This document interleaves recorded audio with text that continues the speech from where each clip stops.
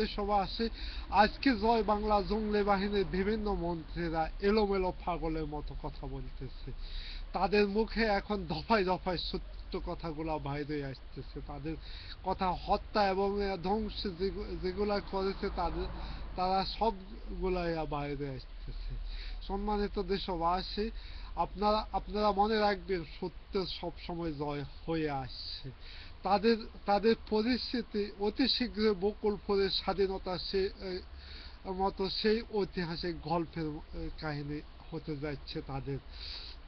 আপনাদেরকে মনে রাখতে হবে, তাদেরকে আমরা একবার যদি বিচারের আওতায় আনতে পারে, তখন তাদের প্রতীক নৌকাকে যদি দেখতে হয়, হয়তো গঙ্গার পাড়ে যেতে হবে, নইলে জাদুঘরে ছাড়া আর বাংলার মাটিতে দ্বিতীয়বার নৌকা আর দেখা যাবে না। সম্মানিত দেশবাসী, আপনারা তো ভালো করে জানেন, তারা এখন কখনো বিজেপি, কখনো র্যাব, কখনো পুলিশ, আবার কখনো ডাকাত। এই হচ্ছে যে বাংলা জয় বাংলা জঙ্গলি বাহিনী। সম্মানিত দেশবাসী, আপনারা তো দেখতে পাচ্ছেন, রাষ্ট্রীয়ভাবে যেভাবে সন্ত্রাসকে মদত দিচ্ছে এবং সন্ত্রাসকে নিরাপত্তা দিচ্ছে, এমন ডাকাতি করতেছে, তাদেরকে পর্যন্ত নিরাপত্তা দিতে যাচ্ছে।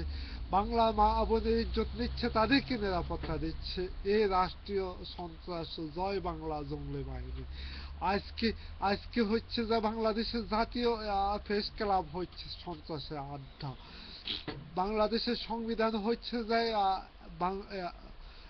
জয় বাংলা জঙ্গলি বাহিনীর একটা সংবিধান, জঙ্গলি সংবিধান হিসাবে রূপান্তরিত করেছে। সম্মানিত দেশবাসী, আপনারা সবকিছু জানেন, আপনারা সবকিছু বুঝেন। দেশে এখন জুড়ে আছে দেশ নেত্রী বেগম খালেদা জিয়ার নেতৃত্বে।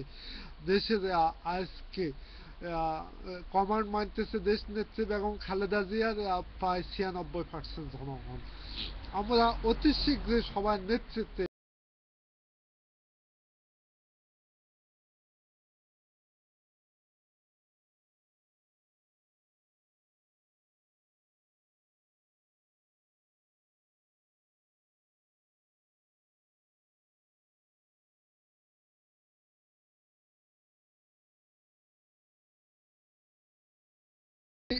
এই জানোয়ার গুলা এলোমেলো কথা বলে, আজকে পাগলের মতো ভূমিকা রেখে